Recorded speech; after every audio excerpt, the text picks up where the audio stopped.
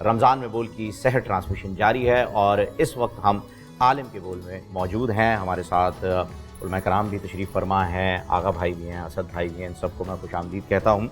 آج کا دن کرن جو ہے وہ آج کے دن کی نسبت ہمیں بڑی خوبصورت ملتی ہے اور آج عبداللہ بن مبارک رحمۃ اللہ علیہ بہت بڑے محدث گزرے ہیں.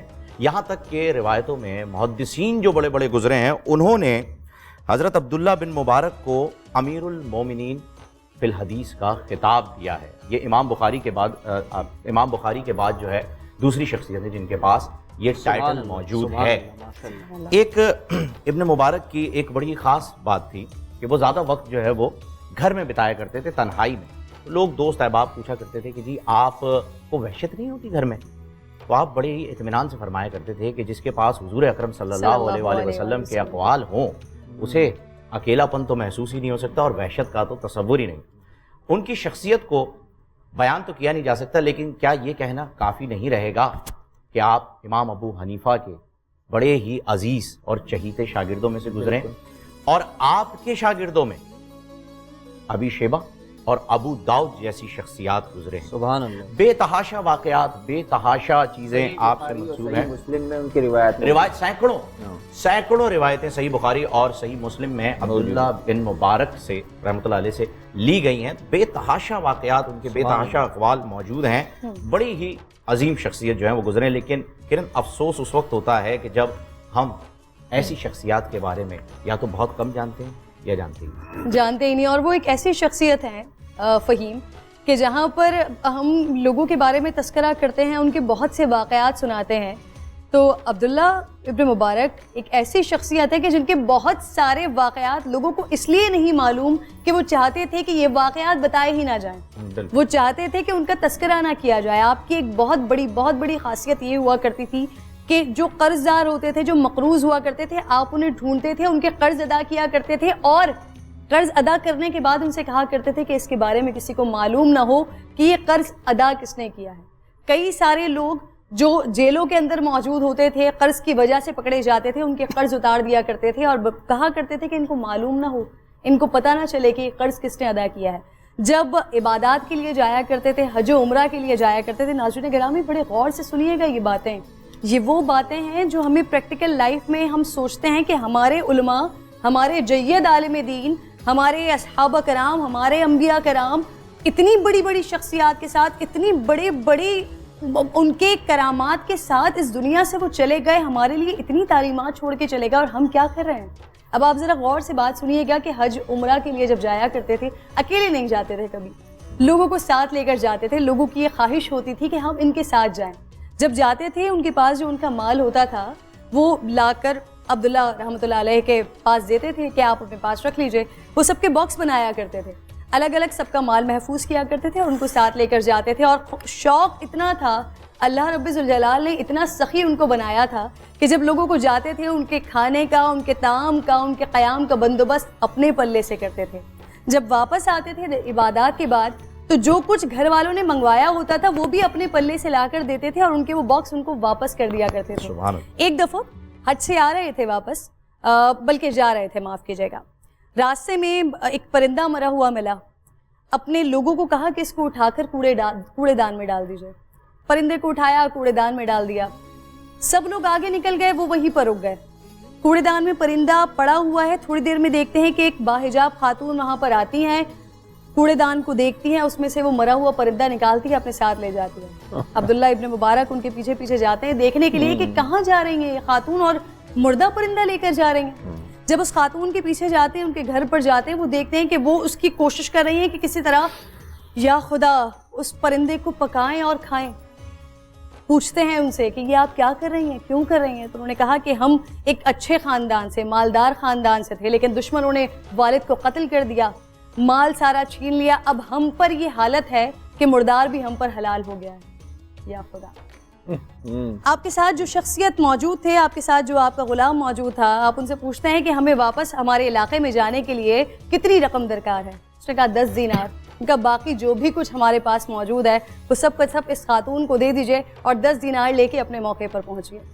وہاں سے جاتے ہیں لوگ ان سے پوچھتے ہیں کہ یہ آپ نے کیا کیا, آپ تو عبادت کے لیے جا رہے تھے. تو انہوں نے فرمایا کہ اس سے افضل کوئی عبادت ہی نہیں کہ کوئی بھوکا ہو یا کوئی مقروض ہو, پہلے اس کی ضرورت پوری کر دی جائے, اس کے بعد اللہ رب ذوالجلال کے لیے حج کیا جائے یا پھر عمرہ کیا جائے. تو یہ ہماری تعلیمات ہیں. اور معاف کیجیے گا فہیم, تھوڑی سی بات میری لمبی ہو رہی ہے. حج چھوڑ کے وہاں چلے گئے. آپ کے پاس 1000 کے قریب دینا, 1000 کے قریب ان کے پاس دینار تھے, 10 رکھے اور باقی دے دیے. اور پھر کیا ہوا وہ جو حج کے بعد والا؟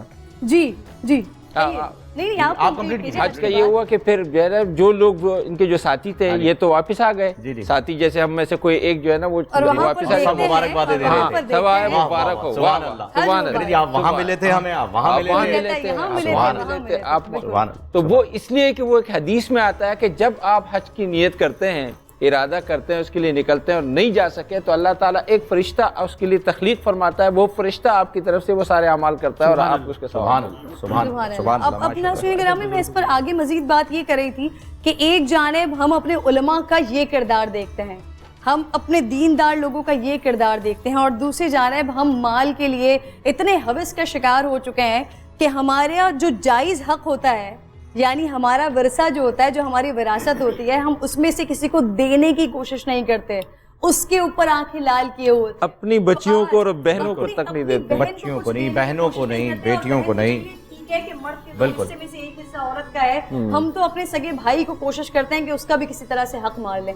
تو آج علماء کرام کی خوبصورت محفل جو ہمارے پاس سجی ہوئی ہے, ہم کوشش کریں گے کہ عبداللہ ابن مبارک کے خصوصیات, ان کے کردار سے سیکھنے کی کوشش کی جائے. اور وراثت یہ بڑا امپورٹنٹ ٹاپک ہے. اور جو آپ نے یہاں پر بات کر دی تھی کرن, بڑی خوبصورت یہاں پر آپ نے جو اس عورت کا ذکر کیا عبداللہ بن مبارک رحمۃ اللہ علیہ کے واقعے میں سے, کہ وہ مردار لے کے جا رہی تھی اور کہہ رہی تھی مجھ پہ مردار بھی جو ہے وہ جائز ہو گیا ہے, حلال ہو گیا ہے. تو عین ممکن ہے یہی بات کہ اس کے رشتہ داروں نے بھی اس کا حق نہ دیا ہو, اس کا حق نہ دیا ہو, جس کی وجہ سے اسے یہ مردار کھانا پڑا, اور پھر اللہ تعالیٰ نے خیر اس کی مدد فرمائی. لیکن مولانا صاحب, آپ سے میں جاننا چاہوں گا کہ ایسے لوگوں کے لیے, میں یہ نہیں کہہ رہا کہ حق کیا ہے, میں یہ نہیں کہہ رہا کہ کیا دینا چاہیے, میں یہ نہیں کہہ رہا کہ شریعت نے ہمیں دینے کے بارے میں کیا کہا ہے, میں یہ سوال کر رہا ہوں کہ جو ایسے لوگ ہیں دوسروں کا حق مارتے ہیں, ان کے لیے کیا عذاب ہے, ان کے لیے کیا فرمایا گیا ہے؟ پہلے تو میں اس پہ وضاحت چاہوں گا. قرآن کریم نے فرمایا کہ جو لوگ لوگوں کا مال کھاتے ہیں ناحق, ان الذین یاکلون اموال الناس بالباطل انما یاکلون فی بطونہم نارا, یہ اپنے پیٹوں میں آگ کھا رہے ہیں. اللہ آگ. اور آپ یعنی اندازہ لگائیے کہ اس سے زیادہ بے حسی, بے ایمانی اور سنگ دلی اور کیا تعبیر کی جائے کس سے, اور کیا ہو سکتی ہے کہ میری بچی, اور بچے کتنی جو ہے نا پیاری ہوتی ہیں, میری بہن یعنی میری یا آپ کی یا کسی کی بھی, ہم کسی طریقے سے کوشش کریں کہ ان کا آدھا حصہ شریعت نے دیا ہے وہ بھی نہ دیں. یہ تو وہی ہو گئی بات کیجیے, لہو 99 ناجتن ولی ناجت واحدہ فقال اکفلنیہا وعزنی فی الخطاب, کہ ان کے پاس 99 بھیڑیں ہیں, میرے پاس ایک بھیڑ ہے, اور یہ کہتے ہیں وہ ایک بھیڑ بھی اس لیے مجھے دے دو کہ میری 100 پوری ہو جائے, اور اس بات میں یہ تخاطب میں میرے اوپر غالب بھی آ رہا ہے. تو اللہ پاک نے یہ جو ہمارے ہاں سرداری نظام ہے, یہ جو ہمارے ہاں لوگ لوگوں کو کھا رہے ہیں, یہ جو لوگوں کو تعلیم نہیں مل رہی, اس کی وجہ یہ ہے کہ یہاں سرمایہ دارہ نظام ختم نہیں ہو رہا ہے. یہ جو لوگ پیسے بناتے لگے ہوئے, یہ اس لیے کہ وہ سمجھتے ہیں کہ بھئی میرے پاس پیسہ ہوگا تو میرے بیٹے کے پاس, تو میرے بیٹے کا, میرا خاندان, میری فیملی, میرے لوگ, میری کاسٹ, میرے ڈی این اے. قرآن نے کہا کہ اس طرح نہیں, یہ بچی جدھر جائے اس کے ساتھ مال جائے, یہ بچی ادھر چلی جائے, بہن چلی جائے, بیٹی چلی جائے, بیوہ چلی جائے, مطلقہ چلی جائے, ان کے ساتھ یہ مال ادھر جائے ادھر آئے, لِأَلَّا يَكُونَ دُولَةً بَيْنَ الْأَغْنِيَاءِ مِنْكُمْ, تاکہ تمہارے درمیان صرف اغنیاء کے درمیان سرکت کرنے والا نہ ہو, بلکہ یہ کبھی ادھر غریب کو بھی جا رہا ہو ادھر کو بھی. اور شادیوں کے بارے میں بھی یہ فرمایا کہ بھائی تم کبھی اسے نہیں ڈرنا کہ میں اپنی بیٹی ان کو دے رہا ہوں, یہ تو غریب ہے.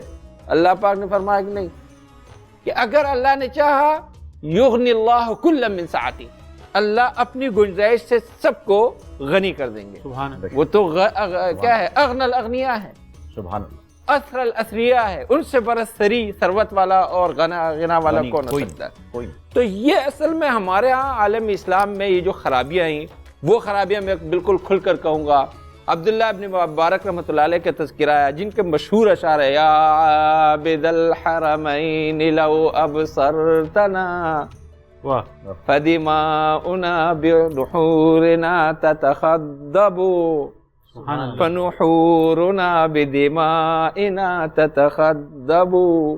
یہ انہوں نے امام الحرمین کو کہا کہ تم یہ سمجھتے ہو کہ میں یہاں عبادت کر رہا ہوں، میں ادھر جہاد کر رہا ہوں، میں ادھر اس طرح کی بیٹیوں کا جن کا تذکرہ کرن نے اور فہیم خان نے کیا، ان لوگوں کی مددگیری کرو، دستگیری کر رہا ہوں.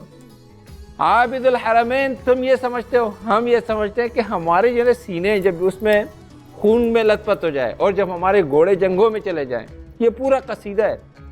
میں عرض کروں گا کہ اچھا وہ ترکی نسل تھے عبداللہ ابن مبارک، یہ واحد بڑا محدث ہے جو ترکی نسل ہے جس کو امیر المؤمنین فی الحدیث کہا گیا ہے، امام بخاری کے لیول کا. امام بخاری تک تو اگرچہ یہ بڑے ہیں عمر میں ان سے، لیکن امام بخاری مرتبہ لے گئے، یہ اور بات ہے، لیکن اس لیول کے. میں اس زمانے سے لے کر آج تک عالم اسلام کی جو پستی کے جو سب سے بڑے اسباب ہیں، طالبان کی حکومت تھی، میں وہاں گیا تھا، ہمارے حضرت تشریف فرما ہے. ابھی میری بات ہو رہی تھی، میں ایران کے رہبر خامنائی صاحب سے ابھی میں نے ان کو کہا کہ 1 to 1 اس طرح طویل ملاقات عربی میں اور فارسی میں، جہاں جہاں اس طرح ہوتا ہے میں پہنچنے کی کوشش کی کہ یار آپ لوگ ایک کام کرو، یہ جو آپ کی اسلامی حکومت ہے، یہ جو آپ نے اسلامی عمارت قائم کی ہے، یہ جو پاکستان میں آپ کہتے ہیں میں JUI خدا کی زمین پر خدا کا نظام اور JUP اور فلاں، سراج الحق صاحب کو کہا، شاہ احمد نورانی صاحب سے جو وہ عربی میں بات کرتے تھے، جبہ پہنتے تھے، میں وہاں پہنچ جاتا تھا سر. یہ سب سے میری دوستی ہے. سب کو کہا ہے کہ یار ہم ایک کام کریں کہ ہم میراث جو ہے نا جو اللہ نے نظام تقسیم دولت ہمیں دیا ہے، ہم اس طریقے سے اس دولت کو اس طرح تقسیم کریں. سبحان اللہ. ہم نظام میراث قائم کریں. خدا کی قسم کھا کے کہتا ہوں کہ ہمارے ملک میں یہ جو پیسوں کے پجاری پن ہے اور یہ جو سردارانہ نظام ہے اور یہ جو دیگر جو ہے نا جو نسلی بنیادوں پر جو تفریقیں ہیں اور یہ جو مال کا ہوس ہے، کیونکہ میں بہت کماؤں گا، میرے بیٹیوں کے ساتھ پیسے وہ منتشر ہو جائے گا، تو میں نے اتنا پھر نہیں کمانا ہے. تو اللہ کرے یہ ہو. یہ جو ہمارے ہاں بیٹیاں پچھلے دنوں میری بہنیں ہیں وہ کسی بھی حال میں سب کو قبول کرتا ہوں. میری عادت یہ ہے یار سب یہ میرے بھائی ہیں، وہ بھی ہیں، وہ کچھ بھی ہو، ایتھیسٹ ہے، ملحد ہے، زندیق ہے. میں نے رات کو ہم نے بات کی تھی اس پر ایک صاحب نے کہا مجھے فخر ہے کہ میں ملحد ہوں، تم میرا جو اکھاڑ سکتے ہو اکھاڑ دو. میں نے کہا تم ملحد ہو؟ کہاں؟ میں نے کہا میں شیخ الملحدین ہوں. جیسے وہ امام عبداللہ ابن مبارک امیر المومنین ہے، میں نے کہا میں شیخ الملحدین ہوں، آ جاؤ میرے پاس. بازا ہر آنچ ہستی بازا کہ ای درگاہ ماں درگاہ نو امیدی نیست، یہاں نو امیدی نہیں ہے.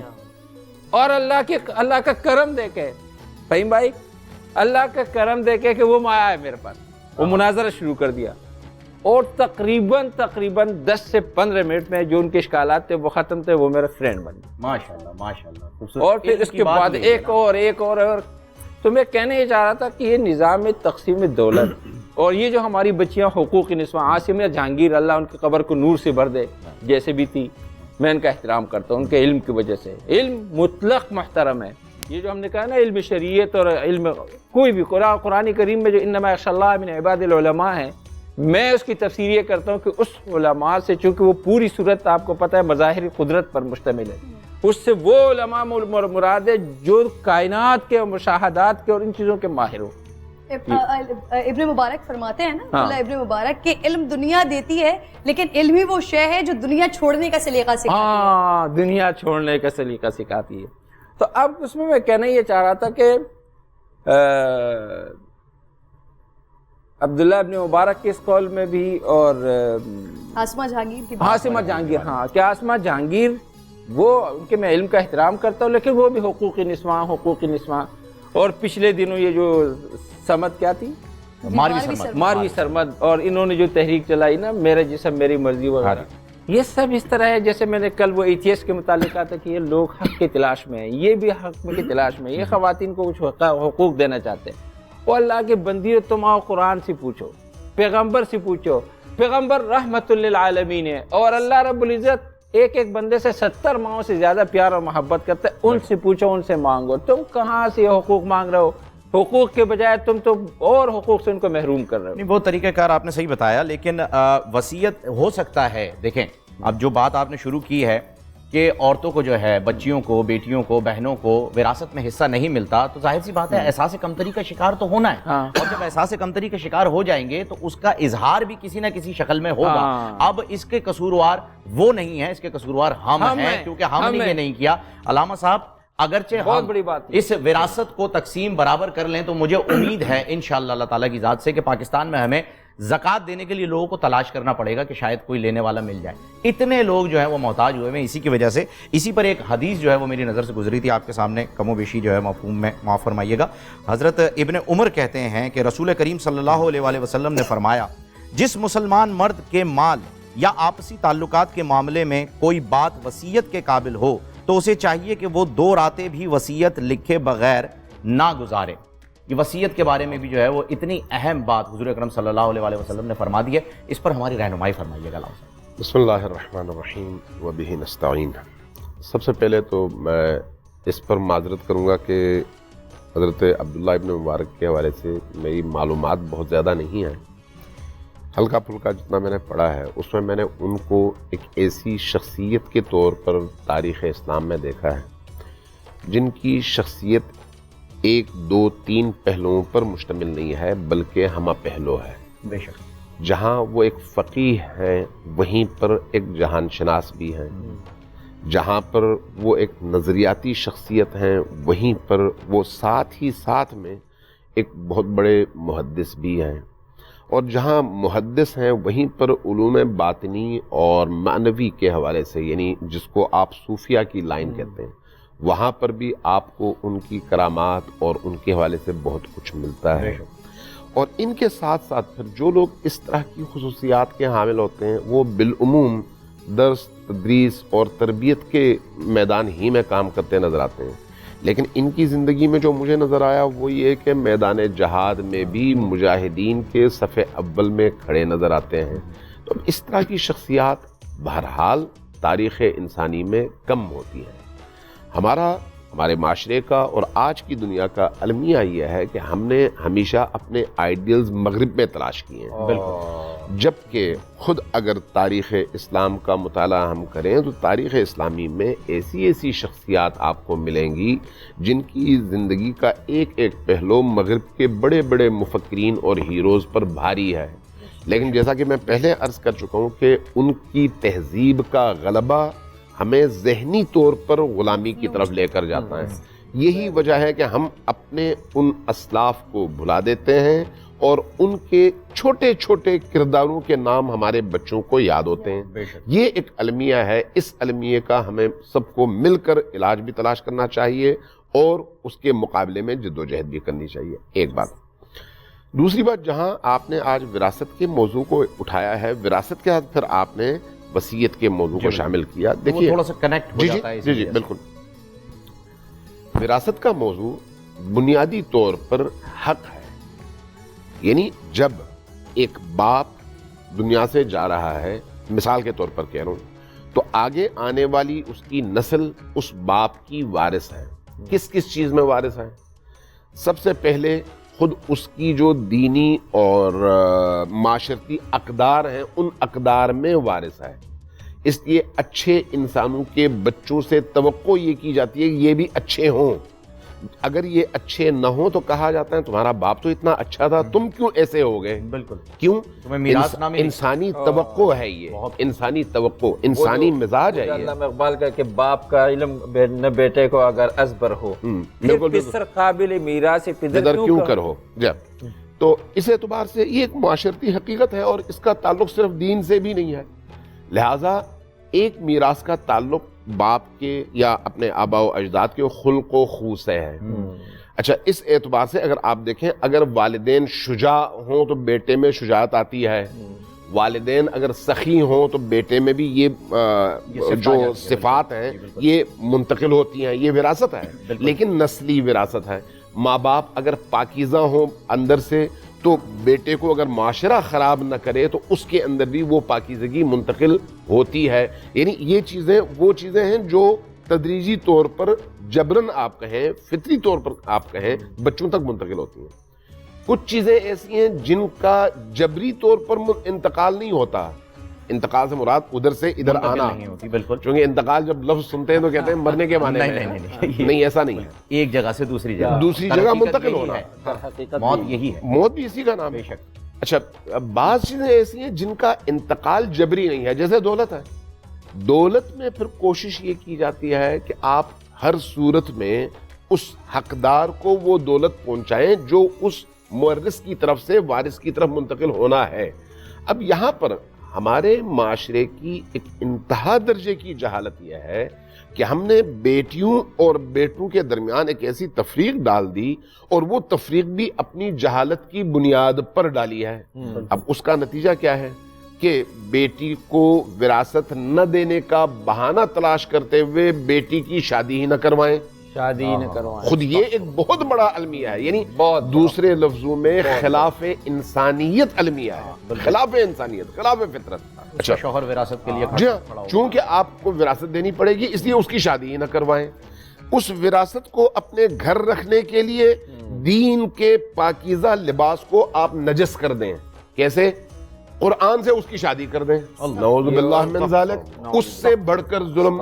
یعنی آپ سوچنے والی بات ہے کہ قرآن کا ایسا تمسخر، اسلام کا ایسا مذاق، اسلامی قوانین کا، دوسرے لفظوں میں آپ اسلام اور قرآن کو ایک ٹیشو پیپر کی طرح سے اپنی غلاظتوں کے لیے ایک اس کے طور پر، آلے کے طور پر، ٹول کے طور پر استعمال کر رہے ہیں۔ اس سے بڑھ کر ظلم اور کیا ہو سکتا ہے؟ اور کوئی، ٹھیک ہے۔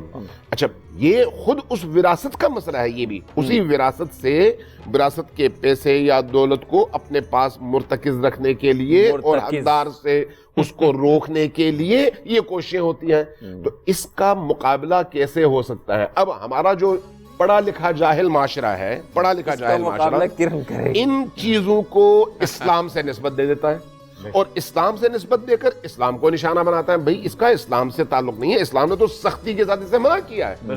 اب اگر آپ کا مسلمان معاشرہ یہ کام کرتا ہے تو مسلمان معاشرہ مجرم ہے، اسلام مجرم نہیں ہے۔ درست فرمایا۔ اسلام نے حکم دیا ہے مسلمان اگر عمل نہیں کرتا تو وہ گناہگار ہے، وہ مجرم ہے، لیکن چونکہ نشانہ اسلام نے بننا ہے، اس لیے شعوری طور پر اور باقاعدہ منصوبہ بندی کے ساتھ بجائے مسلمان کو نشانہ بنانے کے آپ آئیڈیالوجی کو نشانہ بناتے ہیں، یہ انتہائی غلط قدم ہے۔ اور اس کے لیے علامہ صاحب، اس کے لیے بڑا آسان یہ ہے کہ جب اللہ رب العزت نے ہمیں حیوانوں سے الگ اسی طرح بنایا نا کہ ہمیں عقل دی ہے، تعلیمات کے ساتھ عقل دے دی، اب عقل کا استعمال کر کے اپنی تعلیمات کو ہم عمل درآمد کریں۔ لیکن ہوتا کیا ہے کہ انسان اپنی نفسیات اور اپنے ذہن کے مطابق کام کرتا ہے، اور جو آئیڈیالوجی ہے اس کو پھر سوالیہ نشان بنایا جاتا ہے دوسرے لوگوں کی جانب سے۔ آپ کی طرف میں دوبارہ آتی ہوں، کالر ہمارے ساتھ موجود ہیں حیدرآباد سے۔ السلام علیکم۔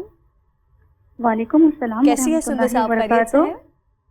میں ٹھیک الحمدللہ۔ سوال بتائیے۔ میرا سوال یہ تھا کہ دور جاہلیت میں جیسے خواتین کو یا بعض میں سے بعض اولاد کو حقوق دے دیتے تھے، بعض کو نہیں دیتے تھے، تو پھر قرآن پاک میں جو ہے وصیت کا حکم آ گیا کہ آپ نے وصیت کرنی ہے، یہ بھی ایک آیت ہے قرآن پاک کی۔ لیکن پھر بعد میں قرآن پاک میں جو ہے پھر وصیت میں بھی لوگ تھوڑا سا ناجائز کر دیتے تھے، کسی کو زیادہ دیتے، کسی کو کم دیتے تھے۔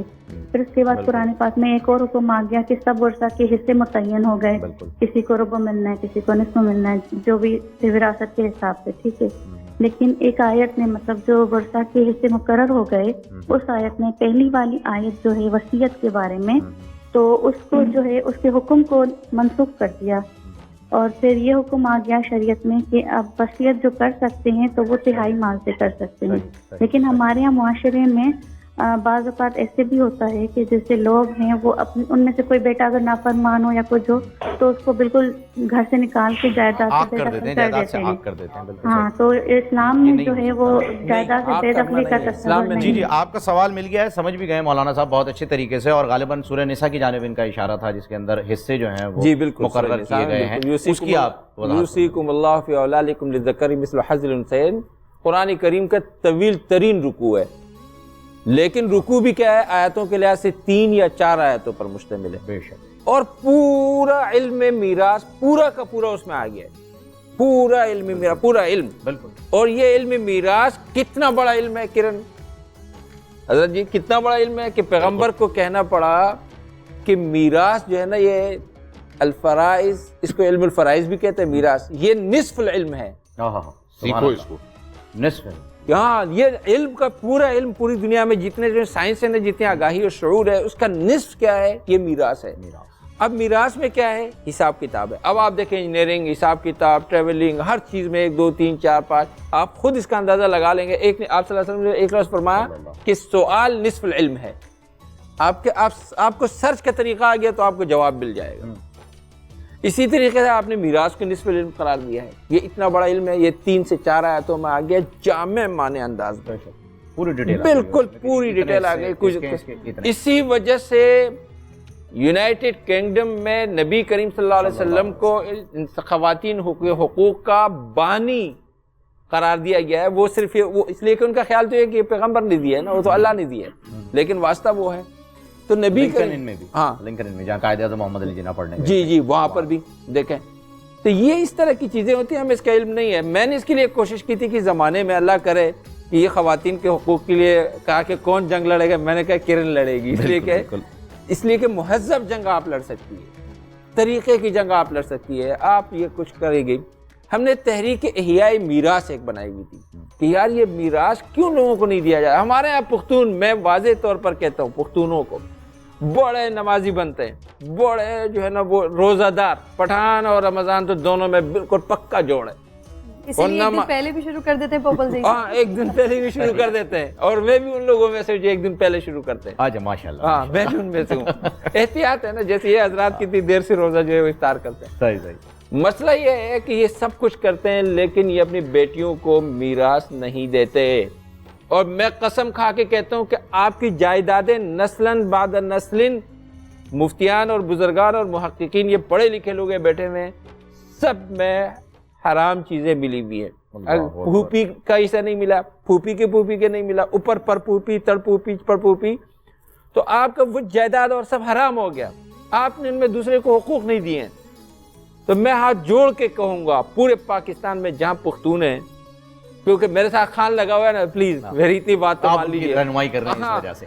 میں اس لیے آپ سے عرض کر رہا ہوں کہ آپ خواتین کو، اپنے بہنوں کو اور اپنے بیٹوں کو ان کے حقوق دیں، اور اگر ان کی زبان میں کر دیں تاکہ پراپر میسج پشتو میں کر دیں. جی پشتو میں ان سے زدہ تمام پختنون مطالبکم، ہاتھ جوڑ کر مطالبکم، درخواست کم، دا اللہ پر نم مانے، دا پیغمبر پر نم وعدہ، دا پیغمبر واسطہ در کو مددی، مور واسطہ در کو مدد، خور واسطہ در کو، کہ اخپل اللوریان اللہ، اخپل خوید اللہ، شریعت کی چکم حصص مقرر دی د میراث غور کوي، خپل دنیا او خپل آخرت هم تبا کوي، د دې وړوم دنیا او آخرت متبا کوي. دا ته الله په نوم باندې درخواست کوم، که دا نه کوي نو تم تبا کېږي، کور دې هم تبا کېږي، فیملی دې هم تبا کېږي. او یو بله خبره کوم، هغه دا چې په پوره پاکستان کې کومه مسلمانه، کومه پښتونه ښځه، پښتنه جنۍ او هغې ته د هغو په میراث کې حصه نه میلاویږي. ولی خان المظفر زمان نمبر زمانو مشہور دے، زر آگے دا پارا تمام تر قانونی جنگ دا پارا تیاریم، محکم تلیم عدالت نے تا وہ درست فرما رہے ہیں. اور اس میں سب سے خوبصورت میسج جو آپ نے دیا نا کہ اپنی دنیا اور آخرت دونوں برباد کر رہے ہیں، آپ یہ بڑی پیاری بات کی. اچھا قانونی جنگ سے لڑوں گا. باقیوں کو میں اس میں ایک اور ایڈیشن کر دوں کہ باقی لوگوں سے جو ہے، سندھیوں سے، پنجابیوں سے، بلوچیوں سے، اردو بولنے والے بھائیوں سے، ان سے میں ہاتھ جوڑ کے درخواست کر رہا ہوں، کیونکہ یہ سب ہمارے بھائی ہیں اور یہ سب ملتے ہیں تو پاکستان بنتا ہے. تو خدا را اس چیز پر بھی ذرا غور کیجئے گا. بھلے آپ کے پاس 10,000 میل مربع کی زمین ہے، بیٹی کو دے دیں گے تو 2,000 کم ہو جائے گی، کم نہیں ہوگی، وہ بھی بیٹی کے پاس ہی جائے گی. تو خدا را اس پر جو ہے وہ عمل کریں. فہیم، یہ 10,000 مربع میل، یہ تو آپ نے بہت بڑی بات کی، ان تمام لوگوں کے لیے بات کی جن کے پاس یہ جائیداد، یہ وراثت موجود ہے. لیکن یہاں تو اگر کسی کے پاس 60 اور 80 گز کا گھر بھی موجود ہے تو اس کو بھی اپنے بیٹے اور بیٹی کو وہی حق ادا کرنا ہے. میں تو کہتا ہوں بیٹیوں کو دے دیں، بیٹا خود جا کے کمائیں. بالکل بیٹیوں کو دے دیں بیٹا. میں علامہ صاحب آپ کی جانب آؤں گی پوچھنے کے لیے کہ قرآن پاک نے کتنے حصے مقرر کیے ہوئے ہیں. اس پہ میں تفصیلی سوال آپ سے کرتی ہوں، لیکن اس سے پہلے جو آغا بھائی کے سوالات ہمارے پاس آئے ہوئے ہیں. انم صاحبہ ہیں، زرینہ ان کی والدہ کا نام ہے، حیدرآباد سے ان کا تعلق ہے، اور وہی میگرین کا پین بتا رہی ہیں، آدھے سر میں شدید درد رہتا ہے. اعوذ باللہ من الشیطان الرجیم، بسم اللہ الرحمن الرحیم. آدھے سر کے درد کی بھی کئی وجوہات ہوتی ہیں، جس میں اکثر کہتا ہوں کہ ٹینشن ہے، ڈپریشن ہے، اسٹریسڈ ہے، اور آج کل جو ہم کووڈ-19 کو جو فیس کر رہے ہیں پوری دنیا میں، تو آدھے سر کا درد تو عموماً آپ نے بھی پرسوں فرمایا تھا کہ مجھے بھی رہتا ہے، تو اس کی جو بنیادی وجوہات ہیں وہ ٹینشن بھی ہے، اور بعض اوقات آپ کی آئی سائٹ کا ویک ہونا بھی ہے، اور آپ کی کھانا صحیح ہضم نہ ہوتا ہو، آپ کو تیزابیت ہوتی ہو، اس وجہ سے بھی سر میں درد ہوتا ہے۔ آپ اپنے بلڈ پریشر کو بھی مانیٹر کریں، اپنے شوگر کو بھی ٹیسٹ کروائیں۔ یہ تمام کاموں کو کرنے کے بعد آپ نے عشاء کی نماز کے بعد 6 آیات شفا، قرآن پاک میں چنندہ آیات ہیں شفا کے حوالے سے، وہ آپ کے گھر میں جو 5 سورہ ہوتا ہے، 10 سورہ ہوتا ہے، تو اس کے اندر وہ 6 آیات شفا اس میں موجود ہوتی ہیں۔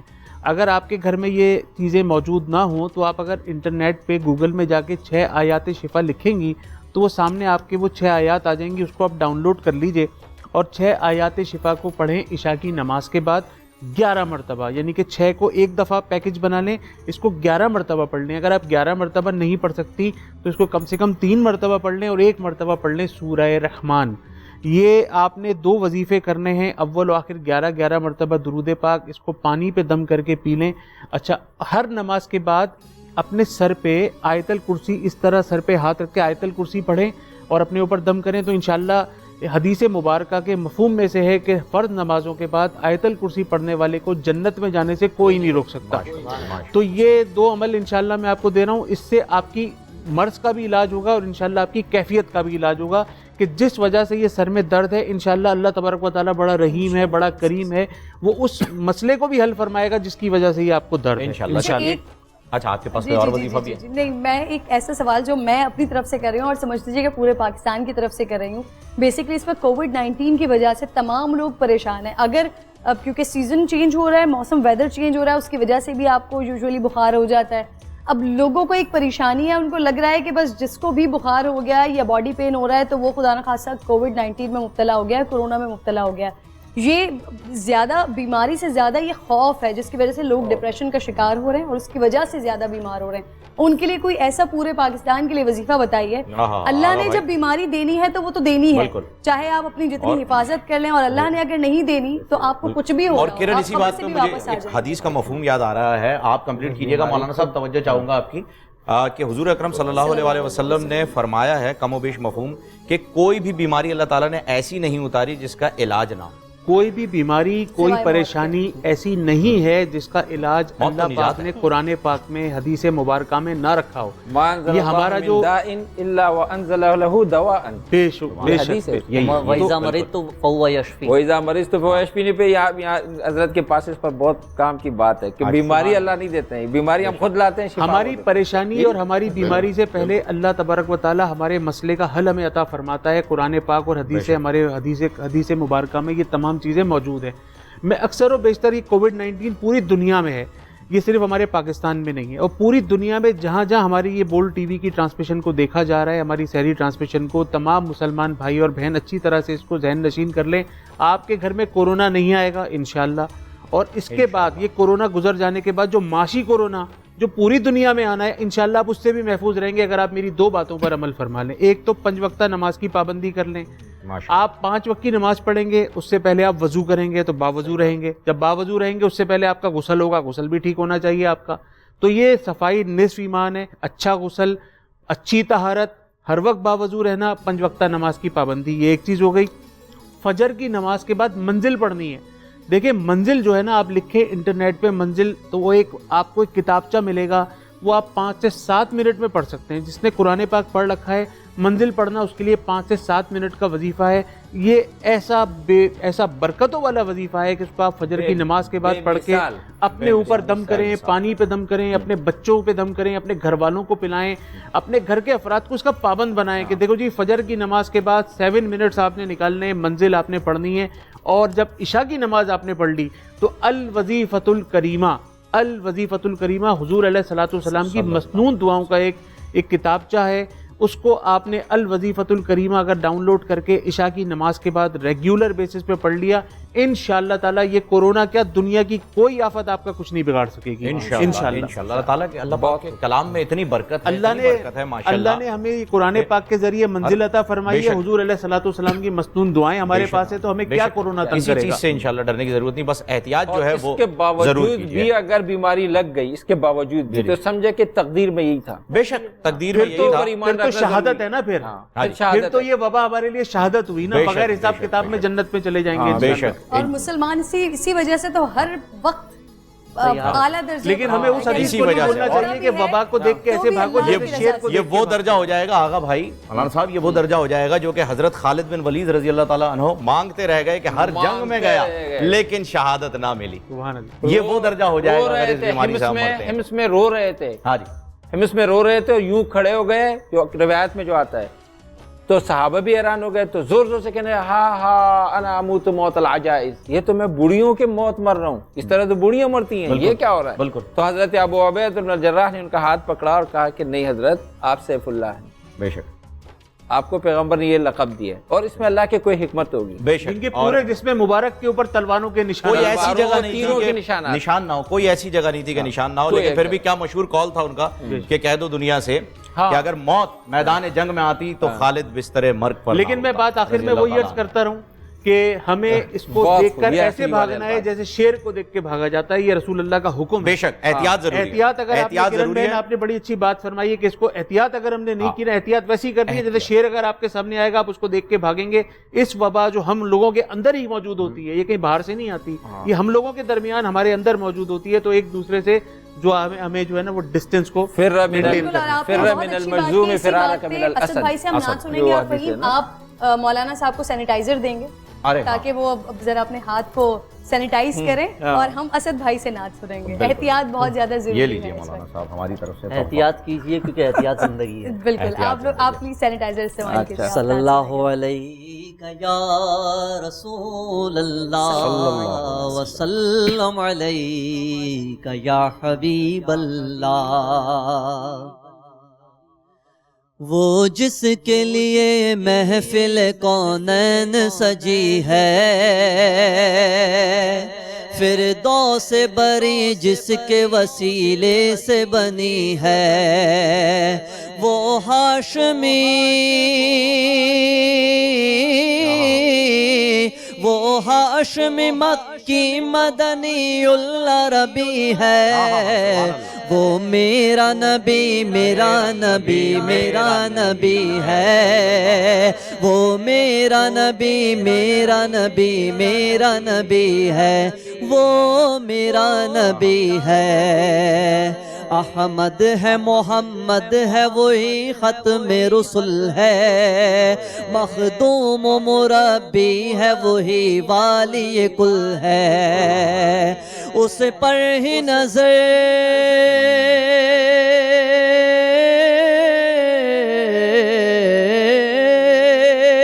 اس پر ہی نظر سارے زمانے کی لگی ہے، وہ میرا نبی میرا نبی میرا نبی ہے، وہ میرا نبی میرا نبی میرا نبی ہے، وہ میرا نبی ہے۔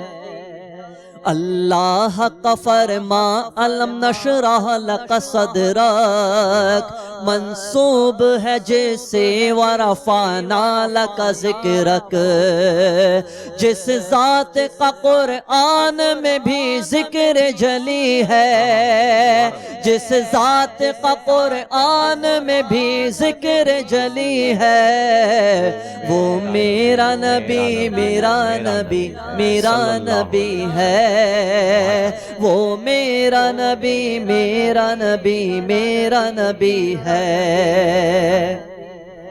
کس درجہ زمانے میں تھی مظلوم یہ عورت، پھر جس کی بدولت ملی اس عزت و رفعت، کس درجہ زمانے میں تھی مظلوم یہ عورت، پھر جس کی بدولت ملی اس عزت و رفعت، مقرر کس درجہ زمانے میں تھی مظلوم یہ عورت، پھر جس کی بدولت ملی اس عزت و رفعت، وہ محسن و غمخوار ہمارا ہی نبی ہے، وہ محسن و غمخوار ہمارا ہی نبی ہے، وہ محسن و غمخوار ہمارا ہی نبی ہے، وہ میرا نبی میرا نبی میرا نبی ہے، وہ تیرا نبی میرا نبی سب کا نبی ہے، وہ سب کا نبی ہے، وہ سب کا نبی ہے۔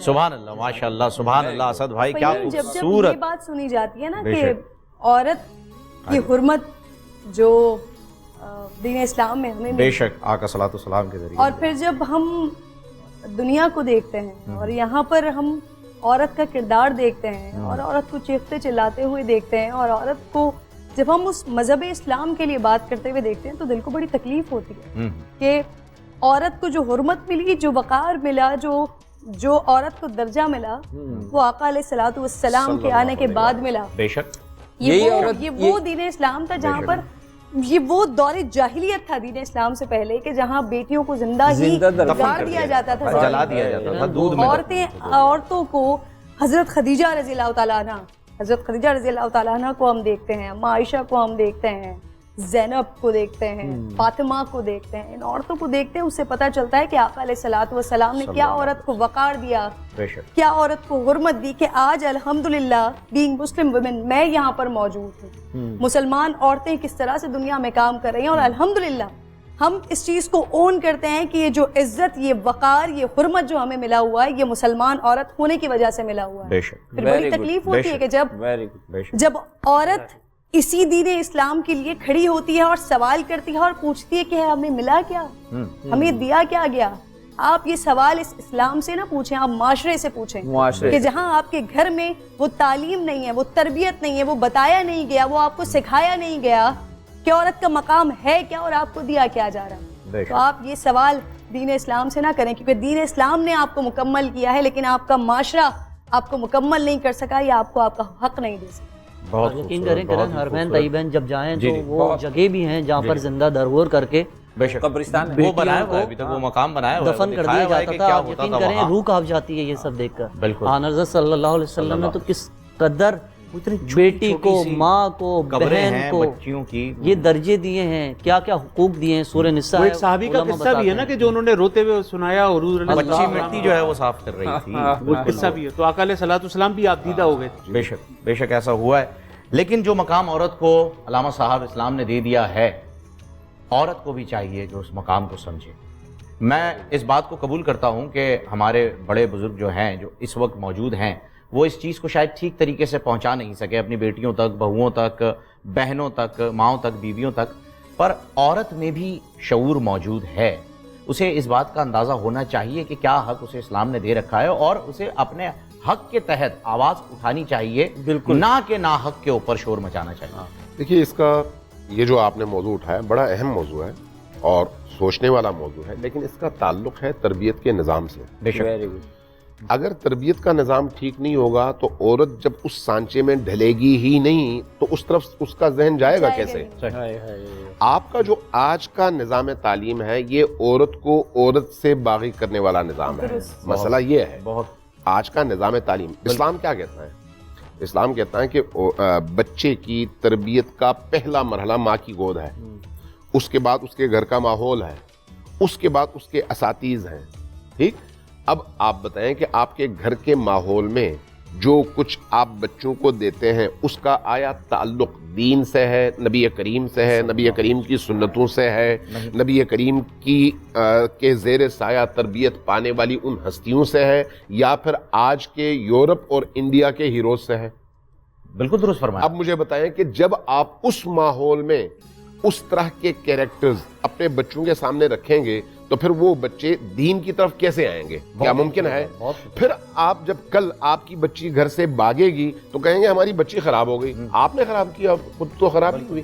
آپ نے اس کو وہ ہیروئنز دکھائیں جو گھر سے بھاگا کرتی تھی, ہالی ووڈ اور آپ نے اس کو وہ کیریکٹرز دکھائے جو انسانیت سوز کیریکٹرز تھے, آپ نے ان کو مشہور زمانہ چیزوں کو اپنا کر ان کے موبائلوں میں ڈال کر ان کو دیا, اور اس کے بعد جب آپ نے ان کو اسکولوں میں بھی بھیجا تو ایسے اسکولوں میں بھیجا جہاں پر ان اقدار اور ویلیوز کو ہر روز 20 دفعہ قتل کر دیا جاتا ہے اور بولنے والا کوئی نہیں ہوتا. بچپن سے سکھایا جا رہا ہے جی, جیک اینجل وینٹ اپ دا ہل, جیک اینجل جب جائیں گے پہاڑ پر تو یہی سکھایا جا رہا ہے کہ لڑکا لڑکی دوست ہے. جب آپ نے اپنے اسکول میں اس کو وہ ماحول دیا, گھر میں اس کو یہ ماحول دیا, اس کے بعد آپ اس سے یہ توقع رکھیں کہ آپ جو ہے وہ فرض کریں کانٹا اگا کے کہیں کہ اس میں سے پھول نکلنا چاہیے, کیسے نکلے گا بھائی؟ تو اس لیے اس کا تعلق آپ کے نظام تربیت سے ہے, اور نظام تربیت کا تعلق رسول کریم صلی اللہ علیہ وسلم کی تعلیمات سے ہے. اگر ان تعلیمات کو آپ نے پیش نظر رکھا تو آپ خود جس طرح سے نہ بن سکے آپ اپنے بچے کو اس طرح سے بنانا چاہتے ہیں. عام طور پر ہوتا یہ ہے, میں جتنا بھی برا ہوں مجھے توقع یہ ہوتی ہے میرا بچہ اچھا ہو. یہ ہر باپ ہر ماں کی خواہش ہوتی ہے. اس لیے آپ اگر اپنے بچے کو اپنے سے بہتر بنانا چاہتے ہیں تو پھر اپنے سے بہتر ماحول دیں, اپنے سے بہتر وہ انوائرمنٹ دیں, اور تربیت کے وہ اصول اپنائیں جن کے ذریعے سے وہ بچہ اس مرحلے سے نکلے. کئی والدین میرے پاس آئے, کہا ہماری بچی بیکن ہاؤس میں پڑھتی ہے, تو اب بیکن ہاؤس میں سٹی اسکول میں یہ جو آپ کا کیمبرج کا سسٹم ہے تو وہاں پر اب جو ہے ہم اس کو کہتے ہیں کہ بھئی تھوڑا سا اپنے حجاب کا خیال رکھو گے. کیوں بھئی حجاب کا کیا تعلق ہے؟ جب ہم کہتے ہیں بھئی تم ذرا نامحرموں سے اپنا رابطہ ختم کر دو, کہتے ہیں کیوں, اس میں کیا حرج ہے؟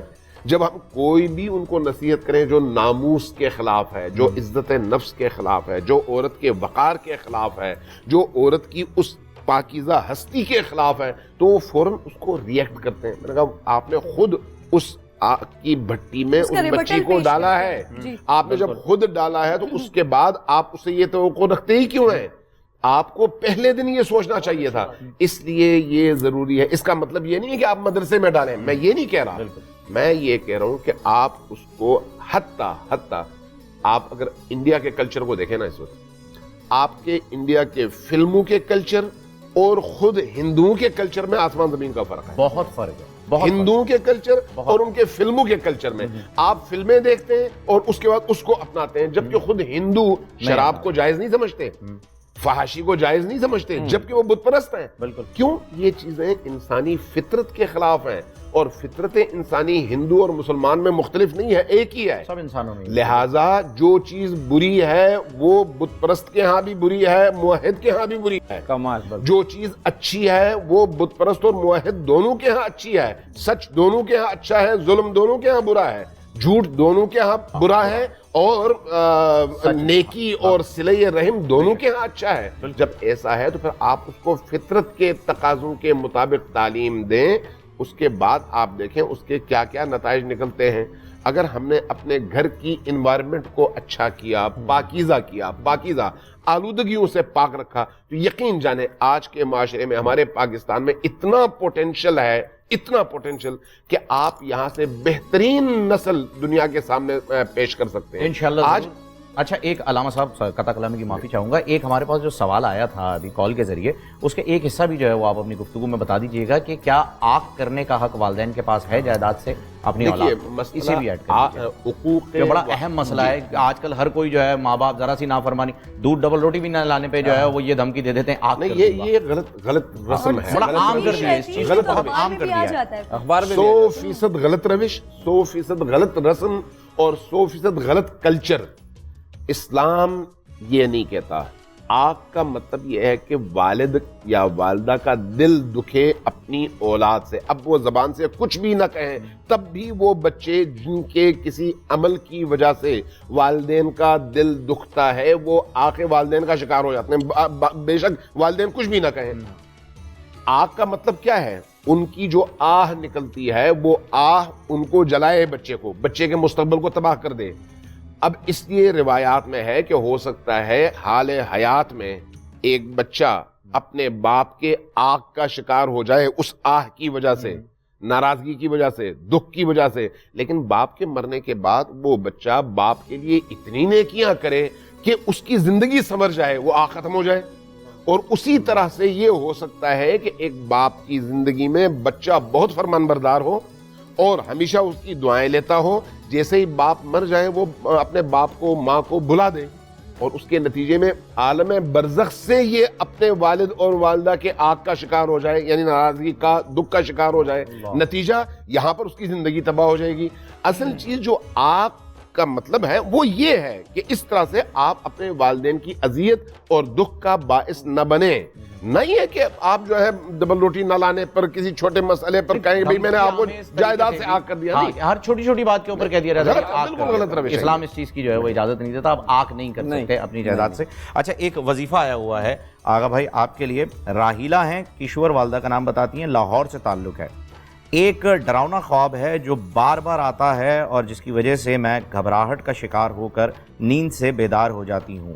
خواب ایک ہی ہے اور بار بار آ رہا. بہت ریئر کیسز ہیں جو ہمارے اس پروگرام کے اندر آتے ہیں. جی بہت, اور کافی ڈینجرس بھی ہوتے ہیں یہ, اور ہم ظاہر ہے یہاں پر کھل کر بات نہیں کر سکتے بالکل. تو بہرحال یہ کوئی اچھی بات نہیں ہے اور اس کا وظیفہ بھی ہے انشاءاللہ اور اس کا علاج بھی ہے. یا متکبرو یا متکبرو یا متکبرو, یہ آپ نے ہر نماز کے بعد 41 مرتبہ 41 ٹائمز پڑھ کے اللہ تعالیٰ سے دعا کرنی ہے. اور ایک وظیفہ میں آپ کو دیتا ہوں, ایک سورہ فاتحہ, ایک آیت الکرسی, چاروں کل. ایک سورہ فاتحہ, ایک آیت الکرسی, چاروں کل, یہ آپ کو ہر نماز کے بعد پڑھنا ہے. اول و آخر 11 مرتبہ درود ابراہیمی پڑھیں. اور اس مسئلے کو تھوڑا سا سیریسلی آپ نے لیا ہے, جبھی تو آپ نے یہاں پہ ہمیں کال کر کے ہم سے رابطہ کر کے بتایا ہے. ایک خواب کا بار بار ریپیٹڈلی آنا جو کہ ڈراؤنا خواب ہے, برا خواب ہے, وہ اچھا نہیں ہے. روزانہ آپ نے کم سے کم ایک بھوکے کو صدقے کا کھانا کھلانا ہے, اور اگر زیادہ استطاعت رکھتے ہیں تو 11 کو کھلائیں, اور اگر ایک بھوکے کو کھانا کھلانے کی بھی استطاعت نہیں رکھتے تو کم سے کم روزانہ ایک مٹھی چینی چوٹیوں کو ڈال دے کسی درخت کے نیچے. ہفتے میں ایک دفعہ گائے کا پھیپڑا لے کے اپنا ہاتھ لگا کے چیل کووں کو کھلا دیں. اور ایک میں نے وظیفہ بتایا تھا نہانے کا وظیفہ ابھی 2-4 دن پہلے اس ٹرانسمیشن میں, کہ آپ نے جب بھی نہانا ہے اس کا ایک طریقہ ہے. آپ نے پہلے نل کھولا بالٹی کو بھرنے کے لیے, اس کے بعد وضو کر کے آپ اپنے روم میں آ کے اطمینان سے بیٹھ گئے. 11 مرتبہ درود ابراہیمی, 11 مرتبہ سورہ فاتحہ, 11 مرتبہ آیت الکرسی, 11 مرتبہ سورہ کافرون, 11 مرتبہ سورہ اخلاص, 11 مرتبہ سورہ فلق, 11 مرتبہ سورہ ناس, یعنی کہ سورہ فاتحہ, آیت الکرسی, چاروں کل 11 مرتبہ, اول و آخر 11 مرتبہ درود ابراہیمی پڑھیں. پڑھنے کے بعد اب آپ پہنچے واش روم میں تو بالٹی بھر چکی ہے, آپ نے اس کو دم نہیں کرنا ہے. آپ نے اس کو نل کو بند کر کے اپنے دونوں ہاتھوں کو بالٹی میں ڈپ کریں, اور ڈپ کر کے پروردگار سے دعا کریں کہ یا اللہ, یا یہ میری نیت ہے کہ میں اس پانی سے نہاؤں گا یا نہاؤں گی, میرے جتنے بھی جسمانی اور روحانی امراض ہیں اس کو میرے اندر سے نکال دے. آپ دیکھ لیجئے گا کہ جس ٹینشن میں, جس وزن کو لے کے آپ واش روم میں نہانے کے لیے جائیں گے, اس وظیفے کی برکت سے, اس کلام الہی کی برکت سے جب آپ اس پانی سے نہا کر واپس آئیں گے تو انشاءاللہ ایسا لگے گا کہ آپ کو کسی نے بہت ہی ایک ٹنو بوجھ کسی نے آپ کے اوپر سے, روحانیت کے اوپر سے اور جسمانیت کے اوپر سے اتار دیا ہے. یہ وظیفہ انشاءاللہ کریں. یہ خوابوں کا سلسلہ انشاءاللہ اس وظیفے کی برکت سے 2 ہفتے میں بند ہو جائے گا انشاءاللہ. میں آپ لینا چاہ رہے ہیں سوال؟ میں ایک سوال کروں. ہاں آپ کر لیجئے. میں آغا صاحب سے بعد میں میں آپ کے پاس آ رہی تھی ایک بڑا امپورٹنٹ وراثت کے حوالے سے ہی, اور ابھی پچھلے دنوں ایک نظر کے سامنے سے ایک کالیگ کا واقعہ بھی گزرا, تو چھوٹا سا میں آپ کو مختصر کر کے وہ واقعہ بھی بتا دی ہوں, پھر آپ رہنمائی کر دیجیے گا, کیونکہ مجھے یقین ہے کہ یہ صرف ایک واقعہ نہیں ہوگا, اس طرح کے بہت سارے واقعات ہوں گے. ایک 3 بہن بھائی تھے, والد صاحب کے بیٹے, 2 بیٹے اور 1 بیٹی ہیں. جو بڑا بیٹا تھا بڑا ہی والدین کی خدمت کرنے والا, باپ نے اپنی بیوی کے نام پر اپنا 400 گز کا گھر کیا ہوا تھا. دوسرے بیٹے کی جو بیوی تھی وہ کافی بدزبان تھی, ان کی وجہ سے باپ کو اپنا گھر چھوڑنا پڑا اور بڑا بیٹا اپنے باپ کو لے کر چلا گیا دوسرے گھر میں. اچھا کیونکہ انہوں نے ساری زندگی بڑی محنت کی, 400 گز کا گھر بنایا, وہ صرف 3 بچوں کے لیے, ایک بیٹی شادی ہو کر باہر چلی گئی, 2 بیٹے یہاں پر تھے. جو چھوٹا بیٹا اس کی بیوی کے مسائل, بد زبانی, وہ گھر چھوڑ کر الگ ہو گیا. جو بڑا بیٹا تھا جو ہونہار تھا بیچارہ, بہت زیادہ والدین کی خدمت کر رہا تھا. جب شفٹ ہوئے ہیں 3 مہینے کے بعد والد صاحب کا انتقال ہو گیا. جو بیٹا باپ کو اون نہیں کر رہا تھا, باپ کو اپنے گھر سے بشمول بڑے بھائی کے نکال دیا, اب وہ اس جائیداد کے اوپر قابض ہو کر بیٹھ گیا ہے. ایک اور قانونی پیچیدگی یہ آ رہی تھی کہ وہ کیونکہ پاور آف اٹارنی پہلے سے ہی ماں کے نام باپ نے کروائی ہوئی تھی, اس کے لیے تینوں بہن بھائیوں کا ایک پیج پر ہونا, ڈاکیومنٹس پہ سائن کرنا وہ زیادہ ضروری تھا. اب نہ وہ جو دوسرا بیٹا ہے نہ وہ اس چیز پر راضی ہے, اور نہ اس باپ کو جس کو نکالا تھا اس کی پراپرٹی میں باقی 2 بہن بھائیوں کو حصہ دینے کے لیے راضی ہے.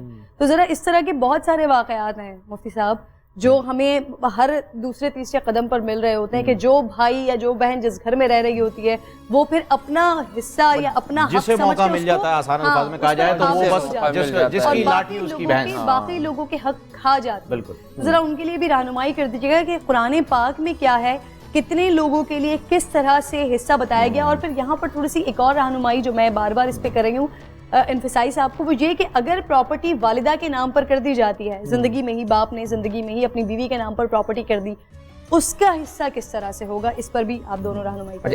ایک کال لے لیتے ہیں, ان کا سوال بھی جو ہے وہ ساتھ ساتھ ملا لیتے ہیں. السلام علیکم مظفر صاحب.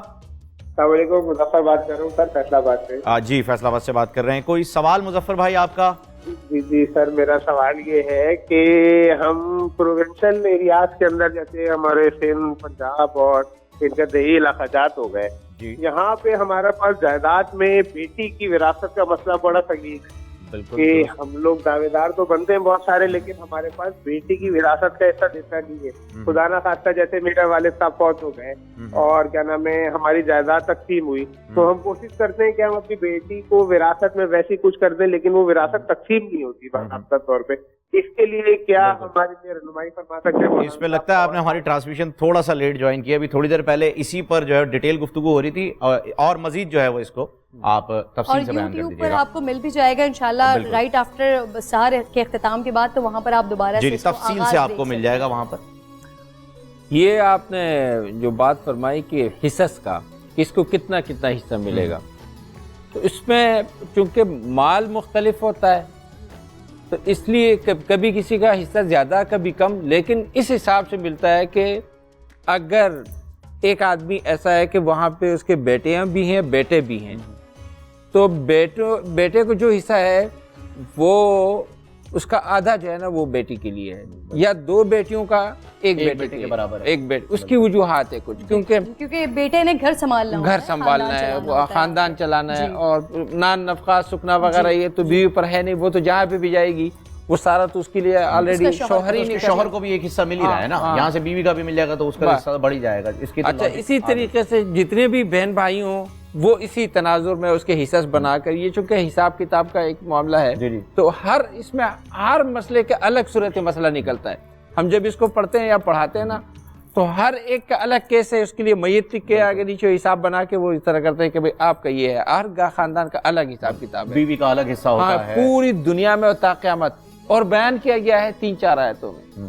کمال یہ ہے ماشاءاللہ. اسی طریقے سے والد کو کیا ملے گا, والدہ کو کیا ملے گا جب کوئی بیٹا یا بیٹی فوت ہوتی ہے, پھر اس بیٹا بیٹی کے اولادیں ہیں یا نہیں ہیں تو والد صاحب کو اور والدہ کو کیا ملتا ہے, نہیں ہے تو والد اور والدہ کو کیا ملتا ہے. اس کو بھی کریکشن کر دیا, غالباً کہا جاتا ہے کہ بیوی کا 7واں حصہ نہیں, بیوی کا جو ہے بیوی کا کبھی جو ہے نا 6واں حصہ ہے, کبھی 8واں حصہ ہے, اور کبھی 4واں حصہ بھی ہے. بالکل یہ ادھر دیکھیں وہاں ضرورت مند جتنے ہیں نا پوری وہی دیکھ کے کیلکولیشن جیسا کہ آپ نے بتایا. اچھا اسے ایک عام جیسے کہ کرن نے جو سوال کیا ہے, اگر اسے ابھی ظاہر سی بات ہے کیلکولیشن ہوگی اس میں ایکسپلین نہیں کیا جا سکتا, میں یہ چاہوں گا کہ بس یہ بتا دیجیے گا یہ جو حق مار رہے ہیں جس سے ہم نے شروعات کی تھی, ہم واپس وہیں آ گئے, یہ صرف وہ بندہ نہیں کر رہا ہے, یہ فہیم بھائی یہ پورے پاکستان میں جس کی لاٹھی اس کے بھینس, اور اسی لیے ہم اخلاقی طور پر ابھی بھی مہذب اقوام کے مقابلے میں پستی میں ہیں, اور ہمارے پستی کے اسباب یہی ہیں کہ ہم جس قرآن اور حدیث کو, جس پیغمبر اور جس اللہ کو مان رہے ہیں ان کی تعلیمات پر عمل نہیں کرتے, یہی سے ہم نقصان اٹھا رہے ہیں. یہ جو کرن نے جو صورتحال بتائی اس میں بھی یہی ہے کہ بھائی آپ کے پاس اگر والد صاحب کے نام کی جائیداد ہے اور انہوں نے بیوی کے نام کر دی ہے اور آپ کی بہن بھائی بھی ہیں اور آپ کی بہنیں بھی ہیں بھائی بھی ہیں, آپ ان کے ساتھ جا کر کسی عالم کے پاس جا کر صورت مسئلہ نکال کر ان کے حقوق ان کو دے دیں. اور جب بھی آپ ان کے حقوق دے دیں گے, میں آپ کو اپنا ذاتی ایک مشاہدہ بتاتا ہوں, اپنی تعریف نہیں کر رہا, میرے والد وہ واحد پختون ہے جس نے پرانے زمانے میں اور اس کے والد نے پرانے زمانے میں اپنی بہنوں کو حصے دیے تھے. ماشاءاللہ. ہمارے والد صاحب کراچی میں فوت ہو گئے, ہماری ایک بہن, ہم 4 بھائی ہیں. اگلے دن بڑے بھائی نے جو ہے نا بہن کو بلایا کہ بھئی ہم چاروں جو ہے رہتے تو الگ ہیں لیکن ہم لوگ ہمارے املاک مشترک ہیں, آپ چونکہ ایک الگ خاندان اور سسٹم ہے, آپ اپنا حصہ اتنا اتنا اتنا اتنا ہم آپ کو دے رہے ہیں. انہوں نے بار بار کہا کہ نہیں مجھے نہیں چاہیے, اور انہوں نے کہا آپ کسی غریب کو دے دیں, ہم نے اپنا اتنے زمینوں کا اتنا حصہ, یہ فلاں یہ پلاٹ اور یہ اتنے پیسے یہ کسی غریب کو دے. نہیں لینا ہے تو نہیں لیں, ہم سے لے لیں, ہمارا فرض جو ہے وہ ادا ہو جائے, ہم سے لے لیں, خود دے دیں. زندہ ہونا تو اپنی ملکیتی جائیداد کو جیسے وہ چاہے اس طرح سے اس کو استعمال کر سکتا ہے, اس کو کوئی روک نہیں سکتا. صحیح. لیکن اپنے بچوں کو محروم نہیں کر سکتا. وہ استعمال کر سکتا ہے, دے سکتا ہے دوسروں کو, لیکن اپنے بچوں کو محروم کر کے نہیں. لہٰذا اپنی زندگی میں اگر وہ کسی کو کچھ دینا چاہے دے دے, لیکن اس طرح سے کہ اس کے بچوں کے حقوق پامال نہ ہو. اب جب وہ اس طرح کا کوئی ماحول ہو تو اس میں وہ اگر وصیت کرے, ایک تو یہ ہے کہ قرآن نے آپ کی میراث کے تقسیم کا ایک طریقہ کار آپ کو بتا دیا ہے, احادیث میں موجود ہے, فقہا نے اس کی تفصیلات بیان کی ہیں. اگر باپ وصیت کرے یا نہ کرے, ہر صورت میں اسی حساب سے وہ تقسیم ہونا ہے. درست. لیکن جب آپ زندہ ہیں تو آپ اپنی مرضی سے کچھ جائیداد اس میں سے اٹھا کر اپنی مرضی سے کسی مسجد کے لیے, کسی مدرسے کے لیے, کسی عام المنفعہ کام کے لیے وقف کر سکتے ہیں, یتیم خانے کے لیے کر سکتے ہیں, یتیم بچوں کی تربیت کے لیے کر سکتے ہیں. ہزاروں اس طرح کے مواقع نکلتے ہیں جہاں پر آپ یہ کام کر سکتے ہیں, لیکن آپ کے مرنے کے بعد کوئی اور آپ کے لیے نہیں کرے گا.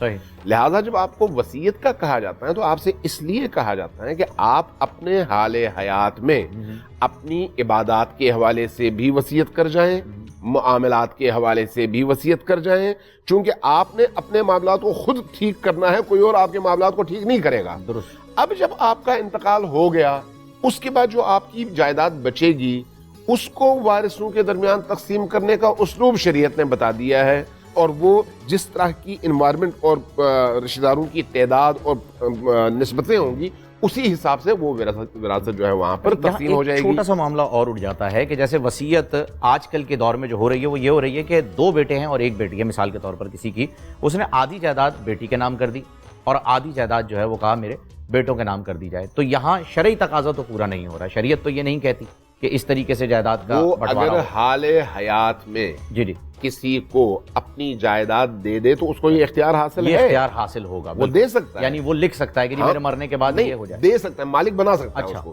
مالک بنا دیا, اب اس جائیداد میں کسی اور کا حق نہیں ہے چونکہ یہ مالک ہے, مالک نے اپنی مرضی سے اس کو دے دیا ہے. اب جو باقی جائیداد ہے جس کے بارے میں جس کا مالک یہ خود ہے, اب اگر یہ شخص مر جاتا ہے تو اس کی موت کے بعد وراثت کے اصولوں کے تحت وہ جائیداد تقسیم ہوگی, لیکن جو جائیداد اس نے خود اپنے حال حیات میں کسی کی ملکیت میں دے دی ختم ہو گیا, اب یہ خود بھی واپس لے نہیں سکتا, جب تک اس کے اوپر وہ لا نہیں آئے گا. آج کل کے دور میں ایسا ہوتا ہے کہ بیٹیوں کو اگر کوئی ماں باپ انہیں ڈر ہوتا ہے کہ بھائی ہم چلے گئے تو بھائی جو ہے وہ انہیں حصہ نہیں دیں گے. آپ نے ایک وقفے میں ایک سوال اٹھایا تھا, یہ جو میراثی کا لفظ ہے اس کے حوالے سے تو مجھے یاد آیا, میں عرض کروں. دیکھیں ہمارا ایک المیہ ہے, ہمارا المیہ یہ ہے کہ ہمارے اوپر انگریزوں کی حکومت ایک لمبے عرصے تک رہی ہے. بالکل.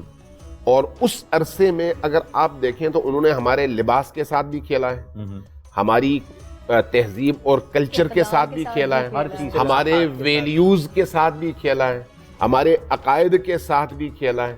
لہٰذا اگر آپ ان کے ہاں لباس دیکھیں تو انہوں نے اپنے گھر کے باہر کے چوکیداروں کو پگڑیاں پہنا دیں. آپ غور کریں نا اس پر, یہ علامتیں ہوتی ہیں. پگڑیاں انگریزوں نے پہنائی, کیوں پہنائی؟ اس لیے کہ آپ کے برصغیر کے کلچر میں پگ جو ہے وہ آپ کی عزت کی علامت ہوتی تھی. اس عزت کو انہوں نے اپنی ٹھوکر پہ رکھا, دروازے کی چوک پہ کھڑا کر دیا, دروازے چوکٹ پہ کھڑا کر دیا. یہ ایک چھوٹی سی مثال ہے. اسی طرح کی مثالیں آپ کی رائج اصطلاحات میں بھی انہوں نے قائم کر دیں، اور جب حاکم کچھ کہتا ہے نا تو نیچے والے خود بخود اس کو فالو کرتے ہیں بغیر سوچے سمجھے، اور معاشرہ بھی جب جاہل ہو، علم سے آری ہو، سوچ سے آری ہو، تو خود بخود وہ چیز جو ہے رائج ہو جاتی ہے۔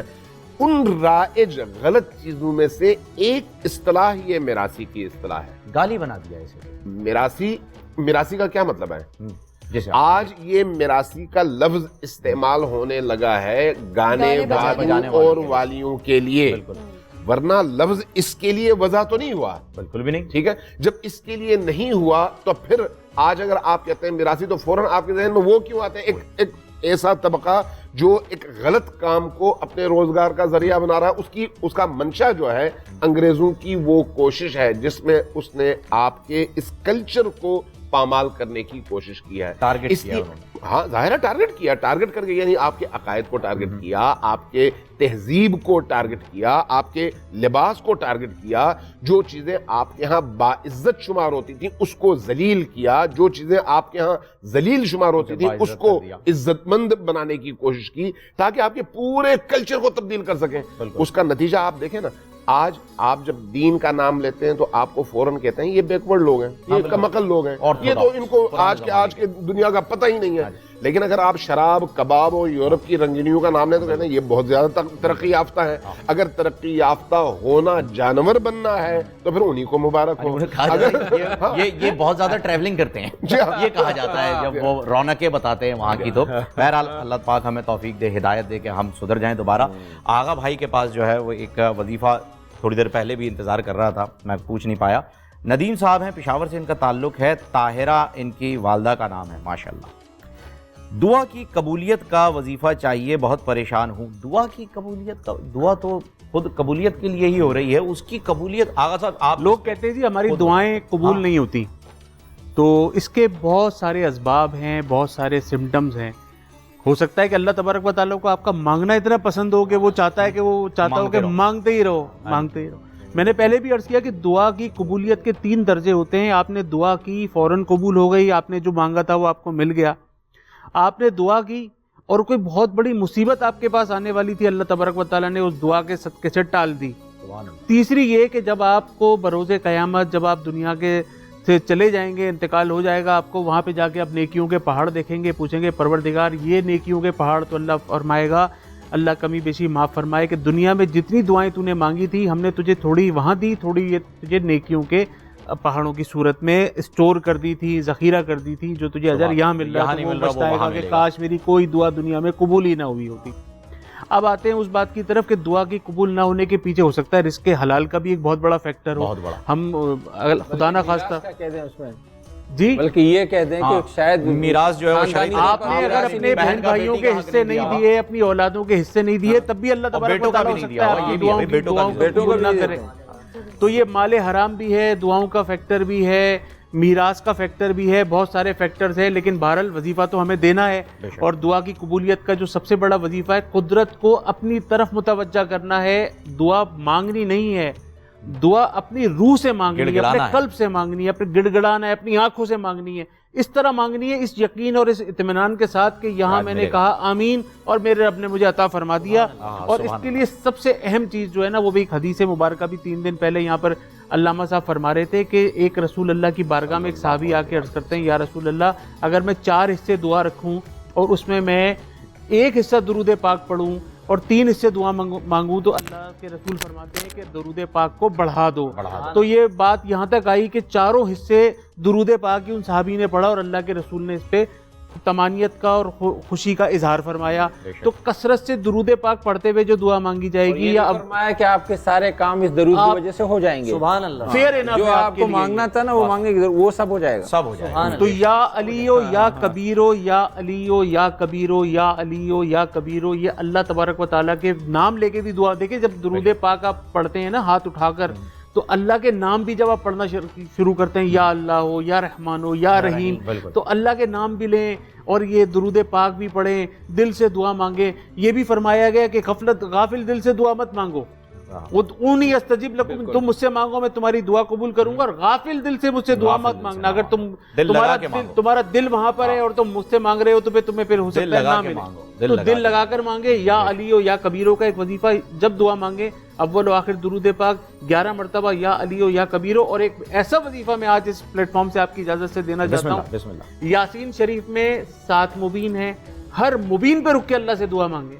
जब आप यासीन शरीफ शुरू करें, एक मुबीन पर आ जाएं, रुक जाएं, अल्लाह तबारक व तआला से दुआ करें, वहीं से कंटिन्यू करें, दूसरी मुबीन पर आ जाएं, ऐसे आप इंशाल्लाह 40 दिन करके देख लीजिए। इंशाल्लाह ताला बहुत सारी रुकी हुई दुआएं बरसों से दुआ तो होती जायज़ है ना। जो आपने बात की ना आगा भाई कि आपका ईमान पक्का होना चाहिए, पुख्ता होना चाहिए, उस पर मुझे एक वो याद आ गया, किस्सा है एक, मैंने सोशल मीडिया पे पढ़ा था। बारिश के लिए जो नमाज पढ़ने के लिए जाते हैं मौलाना साहब, शेरवानियां पहन के जाते हैं, छतरियां लेके नहीं जाते, छतरियां लेके नहीं जाते, शेरवानियां पहन के एक बच्चा छतरी लेके जा रहा था, तो उससे पूछा गया कि बेटा छतरी क्यों ला रहे हो, तो कह रहा है अल्लाह के हुजूर में बारिश के लिए दुआ के लिए जा रहा हूँ, तो होनी है, तो होनी है। तो ये वाला जज्बा जो है ना वो हमें चाहिए कि भाई जब दुआ मांग रहे हैं। आयत का इजाफा कर देते हैं। जी। कुरान करीम ने जहां पर दुआ मांगने का हुक्म दिया है, मुतअद्दिद मकामात हैं और बहुत यानी ताकीद से हुक्म दिया है, वहां पर एक जगह कुरान ने कहा, कुल ए रसूल इनसे कह दीजिए, मा यअबउ बिकुम रब्बी लौला दुआउकुम, अगर तुम्हारी दुआएं ना हो तो अल्लाह तुम्हारी तरफ तवज्जो ही नहीं देगा। क्या बात, सुभान। इसका मतलब है हमारी दुआ ही अल्लाह को हमारी तरफ मुतवज्जे करती है। बेशक। तो दुआ लफ्जों का नाम नहीं है, कई दफा पहले अर्ज कर चुका हूं, दुआ मंत्र नहीं है। बिल्कुल कि आपने जो है कुछ विरद जो है विर वो तस्बीह है तो पढ़ दिया और कहा मैंने दुआ मांगी, ये दुआ नहीं है। दुआ कल्बी तवज्जो का नाम है अल्लाह की तरफ, जिसमें आपकी पूरी हस्ती अल्लाह की बारगाह में हाजिर हो और उससे हम कलाम हो, दिल से जो बात निकलती है। किसी ने पूछा ये वजीफा में कितनी मरतबा करूं, तो वो जो जिसकी बारगाह में वो हाजिर थे, वो अल्लाह वाले थे, उन्होंने कहा एक दफा पढ़ लेना, लेकिन दिल से पढ़ना, 1000 मरतबा जबान से मत पढ़ना, एक दफा पढ़ लेना, सिर्फ दिल से पढ़ लेना। इंशाअल्लाह तुमने यहाँ मुंह से निकाला और वहां तुम्हारा काम हुआ। अकीदे की बात है, यही हदीस में है, अना इंद ज़न्नी अब्दी बी, ये सही हदीस है कि मेरा बंदा मेरे मुताल्लिक जो गुमान करेगा, जैसा गुमान करेगा मैं वैसे ही उसको करके दूंगा। अब अगर आपका गुमान ये है कि मैं सलात इस्तिस्का के लिए जा रहा हूँ, बारिश होगी तो होगी, और अगर आपके नहीं होगी, या आप भी अल्लाह का मुतरद्दिदाना अंदाज में आ रहे हैं, मुतज़ब्ज़िबाना, आपको भी शक शुबा है कि अल्लाह के दरबार में है या नहीं है, तो इस तरह के आप किसी फिर होना ही नहीं। तो आप बिल्कुल उलुल आज़मी के साथ, पुख्ता ईमान के साथ, अना इंदा ज़न्नी अब्दी बी। अब कभी कभी मैं अल्लाह से मांगो, ये मैं शागिर्दों को पे कहता हूँ, अल्लाह से तबड़े मरतबे मांगो, अल्लाह से ये कहो कि अल्लाह मुझे शेखुल इस्लाम बनाओ, मुझे मुजद्दिद बनाओ, ये बनाओ, मुझे वली ज़मान बनाओ, सुभान अल्लाह। तो वो हैरान होते हो, कहते उस्ताद जी आप क्या कहो, यार तुम अल्लाह से मांग के तो देखो, तुम उसके हिसाब से मांगो ना, तुम उसके हिसाब से क्यों मांग रहे हो, तुम उसके हिसाब से मांगो, वो सब देगा। रबुल्ला वजह से पूछा जाता था उनकी नमाज के हवाले से कि वो उनकी यकसुई, उनकी कंसंट्रेशन का ये आलम होता था कि उनको महसूस ही नहीं होता था कि आसपास क्या हो रहा है। तो जब उनसे पूछा जाता था कि मौला अली आप किस तरह की नमाज पढ़ते हैं, तो वो कहते थे कि जब तक मेरा अल्लाह से कांटेक्ट हो नहीं जाता तब तक मैं नियत ही नहीं बांधता।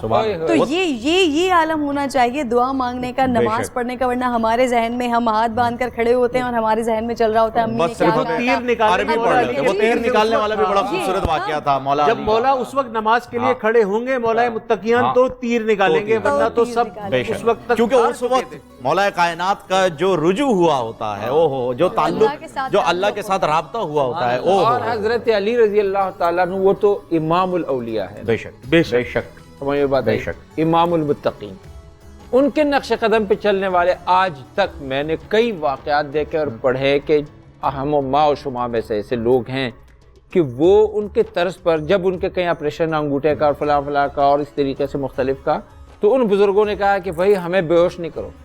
बिल्कुल सही बात है, बिल्कुल सही बात, हमें बेहोश नहीं करो, मैं सूरह यासीन पढ़ूंगा या मैं अपने जो है पारा पढ़ूंगा, और मेरे साथ भी इस तरह हुआ है। हाँ, मैंने खुद कहा, मैं यार बेहोश करने की क्या जरूरत है, सुभान, आप अपना काम करो बस। मैं वली मुज़फ़्फ़र साहब की इस बात को सेकंड करूंगा, बहुत खूबसूरत इन्होंने नुक्ते की तरफ इशारा किया है।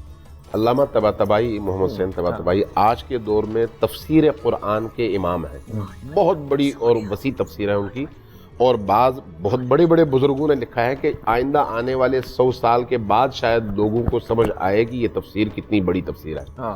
خود صاحب تفسیر مریض ہوئے, ان کی آنکھ کا آپریشن تھا, تو ڈاکٹروں نے کہا آنکھ کا آپریشن, آپ کو پتا ہے آپ آنکھ کے سامنے یوں انگلی ہلاتے ہیں تو آدمی مجبور ہوتا ہے آنکھ بند کرنے پر, تو انہوں نے کہا کہ نہیں میری آنکھ پر تم بے ہوشی کا ٹیکا نہ لگاؤ, کہا کہ آپ کو درد بہت زیادہ ہوگا, کہا کوئی فکر کی بات نہیں, آپ یہ کریں لیکن مجھے بے ہوش نہ کریں. کہا کیوں بے ہوش کیوں نہ کریں؟